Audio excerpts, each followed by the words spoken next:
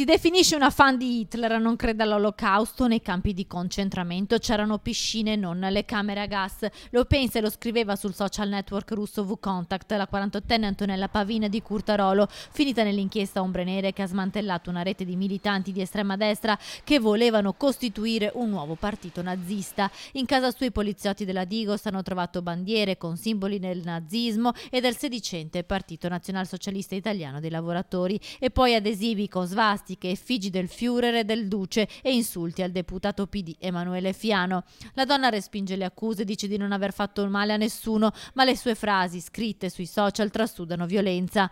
In paese a Curtarolo, dove vive, non si parla d'altro. La piccola comunità dell'Alta Padovana è sconvolta. È pericolosissimo, sì, perché mio zio è stato a Dachau e gli avevano già tolto i vestiti ed erano pronti a mandarlo sulle camere a gas. Purtroppo bisogna stare molto attenti con queste situazioni perché si rischia di offendere le persone, si rischia di interpretare una realtà che al momento non va bene. Fuori di testa, non è che sia una cosa non si può neanche descrivere. Solo che è una persona che non sa cosa fare.